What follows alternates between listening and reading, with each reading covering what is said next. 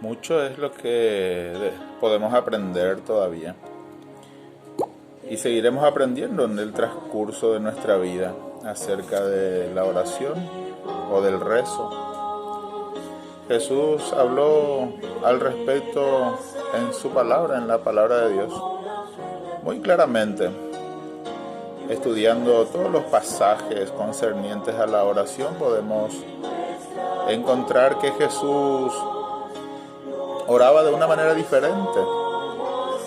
No es la oración que nosotros acostumbramos a hacer. Nosotros generalmente nos vamos a rezar en el secreto del cuarto, en nuestra pieza, cuando nos vamos a hablar con Dios. Antes de ir a la pieza ya llevamos nuestras cargas, nuestras preocupaciones, llevamos nuestra larga lista de pedidos. Sin embargo, Jesús oraba de una manera distinta. Debiéramos conocer que la palabra de Dios nos enseña al respecto cómo tenemos que hacer que la oración sea realmente eficiente y sirva para beneficio de la familia, de la propia persona y de la sociedad y el mundo. Jesús no hacía tantos pedidos. Jesús más agradecía, pero también no solamente eso. En verdad, la verdadera oración no es elaborar una larga lista de pedidos, de necesidades que tenemos como seres humanos y todas las cosas que nos aquejan y nos agobian en la vida, sino que oración es más bien adoración. Jesús no iba a hablar con el Padre contándole todos sus problemas, sus pesares, sus sufrimientos. No, Jesús hacía otras cosas en la oración. Jesús oraba muchísimo.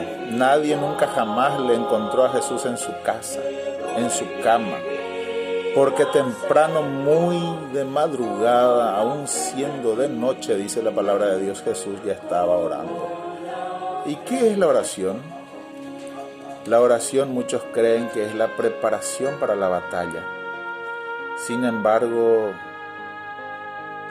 la oración es la batalla misma. Jesús entendía esas cosas. Jesús pues entonces pasaba orando para vencer cada guerra que tenía por delante. Solo las vencía de rodillas, hablando con el Creador. Entonces pues es así. Nosotros oramos muchas veces lo que no sabemos, rezamos lo que no sabemos y hacemos muchas veces peor. Hacemos todo lo contrario de lo que dice la palabra de Dios. A veces repetimos vanas palabrerías. Hacemos una larguísima procesión de repeticiones, generalmente intransigentes en nuestras oraciones. Pensamos que al hablar mucho a un Dios todopoderoso, al menos, al hablar mucho y repetir demasiadas veces una misma cosa, el Señor va a hacernos caso o va a obrar el milagro que estamos esperando. Sin embargo, Jesús hacía diferente. Jesús a la oración ya no le llamaba oración, le llamaba adoración. Por eso que en el versículo primero que habla de la estructura de la oración, Padre nuestro que estás en el cielo, Jesús se acercaba a ese Padre que estaba en el cielo y comenzaba a demostrarle su amor, su gratitud, comenzaba a mostrarle que Él estaba dispuesto a hacer su voluntad, que Él no estaba dispuesto a hacer su propia voluntad, sino la voluntad de ese ser que está oyendo, de esa persona que está escuchando en oración.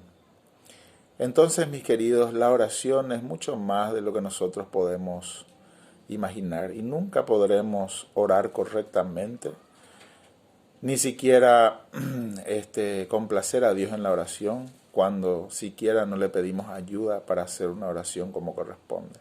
Señor, enséñanos a orar, porque no sabemos orar, debe ser la clave de nuestra vida. Solo Dios puede enseñarnos a hacer verdaderamente una oración como corresponde.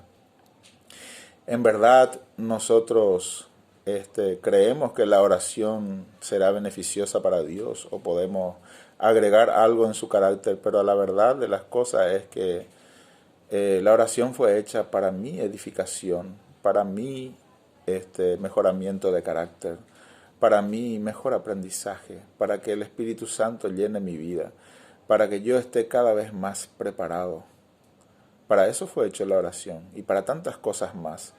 No fue hecho para informar a Dios. ¿Qué voy a informar a alguien que todo lo sabe? La oración no debe ser una información a Dios o algo que quiera decantarle a Dios. No, la oración es totalmente otra cosa. La verdadera oración es otra cosa.